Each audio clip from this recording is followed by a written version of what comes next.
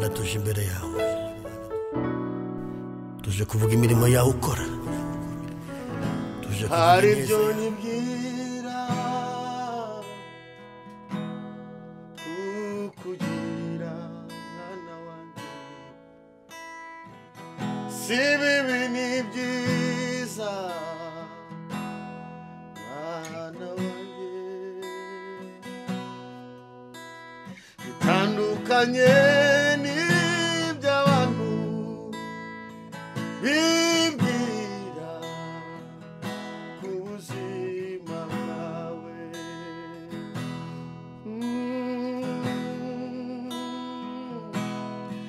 Hari ibyo nibwira kukugirira mwana wanjye,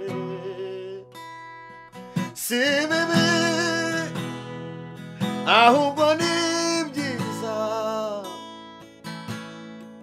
bitandukanye n'iby'abantu bibwira ku buzima bwawe, bitandukanye n'iby'abantu bibwira ku buzima bwawe. Iby'Imana yibwira kuri wowe ni byiza si bibi. Haleluya. Iby'Imana yibwira ku buzima bwawe ni byiza si bibi.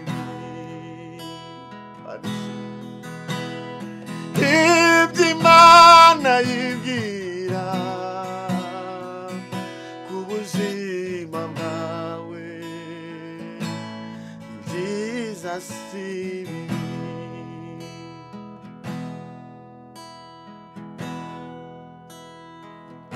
Hari ibyo nibwira kukugirira mwana wanjye, hari ibyo nibwira kukugezaho mwana wanjye,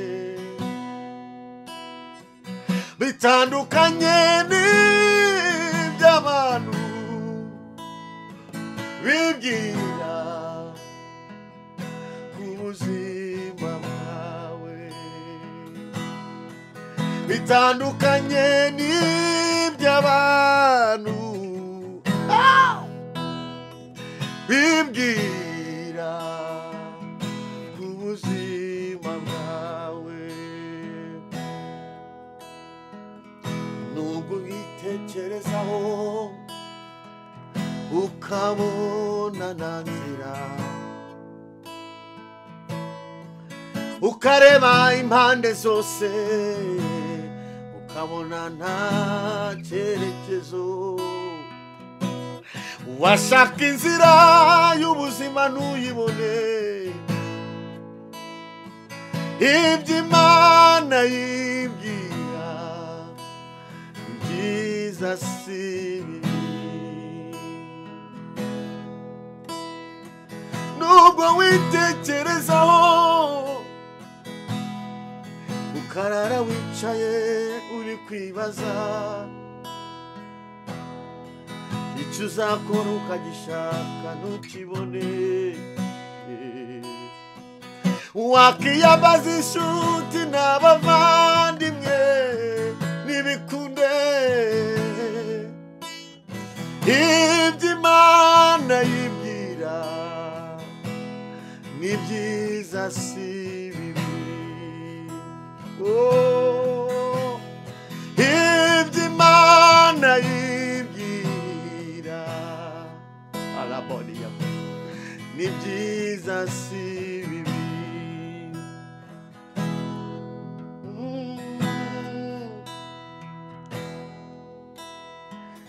Renga renga renga amagamba kuri nyuma,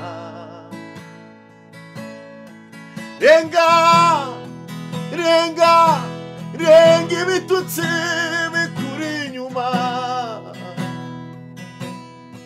ibyo Imana yibwira la bonne chose ibyiza si bibi renga renga ubupfubyi bukuri inyuma renga renga renga izingo bakuzize ibyo Imana yibwira ni byiza si bibi renga mu izina rya Yesu renga renga uruzerero ruhora ku buzima bwawe renga renga kurata amahirwe bihora bikugendaho ibyo Imana yibwira ni byiza si bibi renga renga inzara iri mu rugo rwawe yirenge uzamure kwizera kwawe usingira amasezerano yawe ibyo Imana yibwira ni byiza si bibi hari ibyo nibwira kukugira mwana wanjye birenze uko ubitekereza birenze n'inzira wowe wakwicira bitandukanye n'ibyo abantu bibwira ibyo Imana yibwira ni byiza si bibi tarabori y'amarasha hari ibyo Imana yibwira kukugira nubwo uri guca mu butayu burenze uko wowe ubitekereza bitandukanye n'ibyo abantu bibwira ibyo Imana yibwira ni byiza si bibi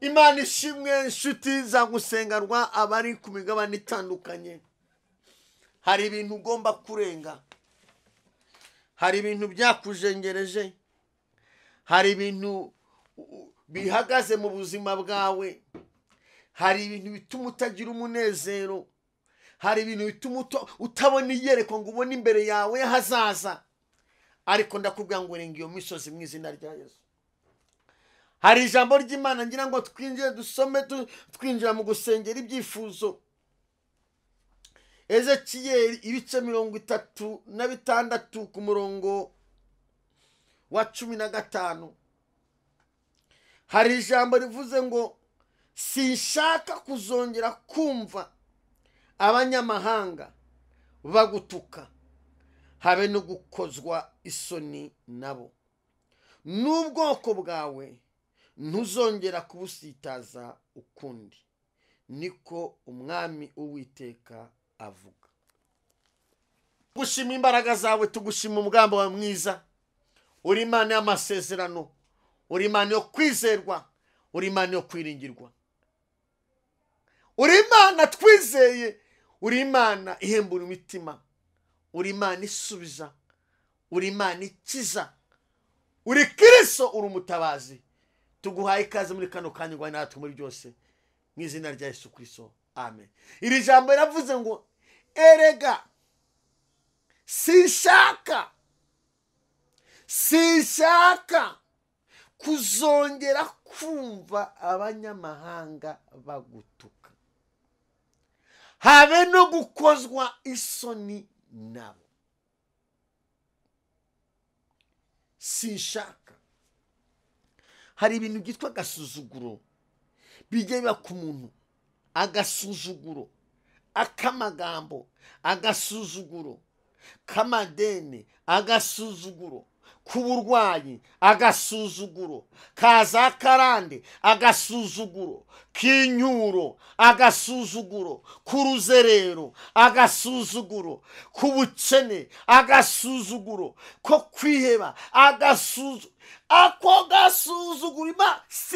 Sinshaka kuzongera kumva abanyamahanga bagutuka, habe no gukozwa isoni nabo n'ubwoko bwawe, ntuzongera kubusitaza ukundi. Ndagira ngo dusenge. Uyu ni umwanya wo gusengera ibyifuzo. Ibyifuzo hari ibyo ufite, hari n'ibyo umwuka w'Imana yahishuye. Uku kwezi turimo ko gusengera ibyifuzo, narababwiye ngo ukwezi kwa mbere, ukwa kabiri, ukwa gatatu abantu bakwiye kujya basenga. Uku kwezi turi kwinjira ni ukwezi ko gusengera ibyifuzo. Imana igahagarika imbaraga z'abadayimoni ku buzima bwawe. La ene kosi ni mandola.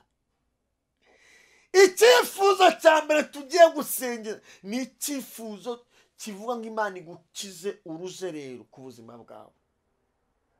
Iyo tuvuga uruzerero ni iki? Ni umuntu uba udafite ahantu ahagaze na hato. Ucumbitse kwa mukuru wawe bakakwirukana, ukajya kwa anko bakakwirukana, ukajya kwa tante bakakwirukana, ukaba mu ruzerero. Ntushake, ntugire akazi, ukaba mu ruzerero. Ubwo ni uruzerero rumwe. Hakaba n'uruzerero rwo kutagira agaciro. Iki cyifuzo ndagira ngo wowe dufatanye, Imana igukureho uruzerero mu izina rya Yesu. Icyifuzo cya kabiri ni icyifuzo umuntu afite cyo gukenyuka nta mpamvu. Mana, mu izina rya Kristo wa Nazareti, uri Imana y'ububasha, uri Imana ikomeye. Uri Imana igikuraho umuntu uruzerero. Uri Imana igikuraho umuntu agasuzuguro. Uri Imana igikuraho karande. Uri Imana igikuraho imisozi.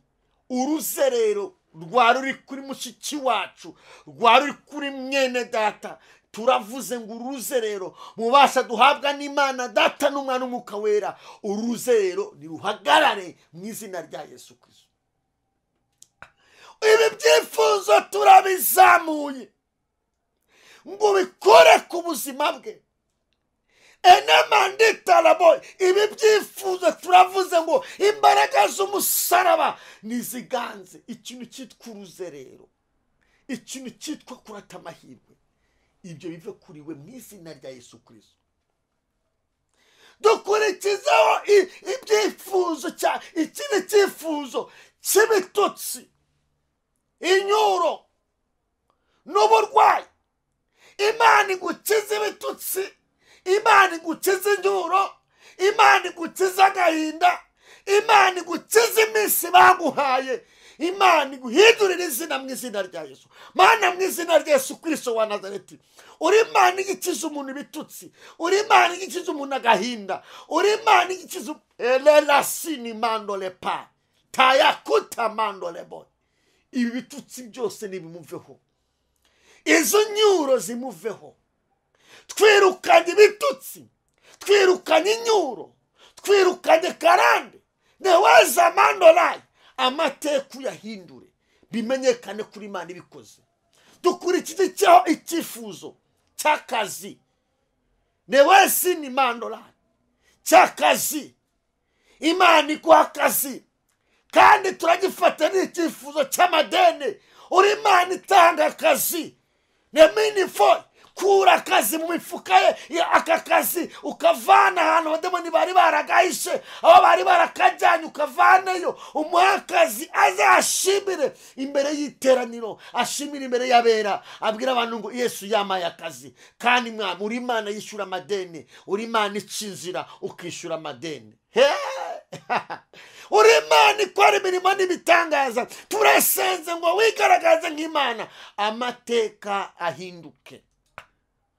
Turasenze ngo aka kazi kabone, kuko uri Imana nekoze impando ufite imbaraga ufite ubutwari ufite ubushobozi uhindura amateka bikamenyekana. Kuraho inyatsi aka kazi kaboneke, kuraho amarozi aka kazi kaboneke, kuraho amarozi aka kazi kaboneke.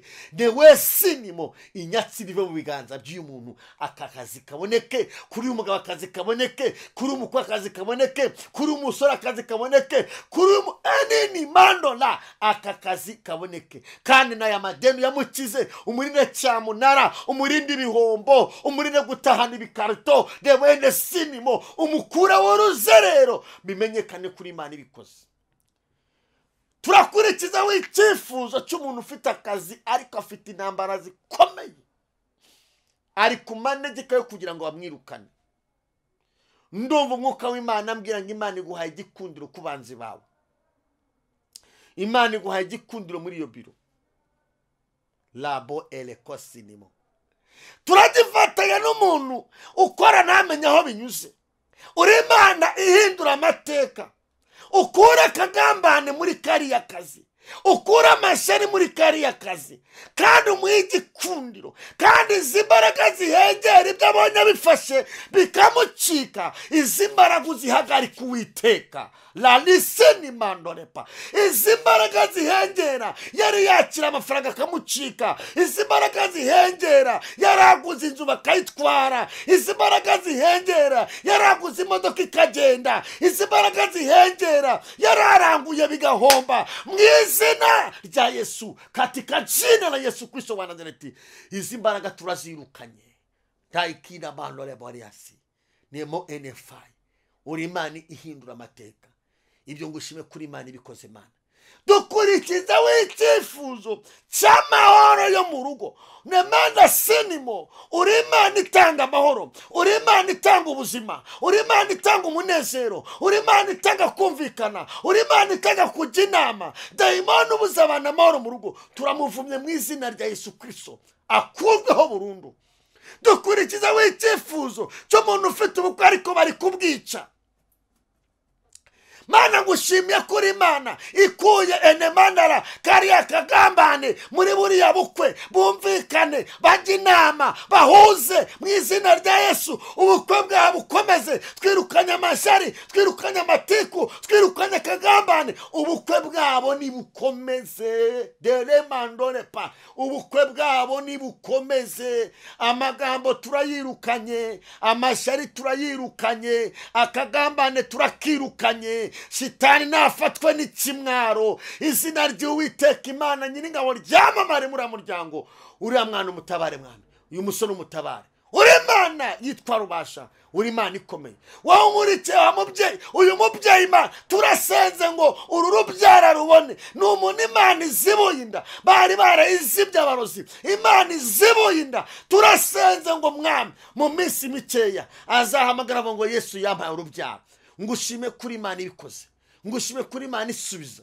Mbera amaso umurimo wawe, mbera amaso igihugu cyacu. Dusengeye igihugu cyacu ukibere maso. Imbaraga z'umusaraba ziganze ku gihugu cyacu. Ubwiza bw'Imana bugota igihugu cyacu, ugota abayobozi, ugota ingabo, ugota abaganga, ugota amanyanesi, ugota itorero. Dusengeye igihugu cyacu ngo ukibere Imana.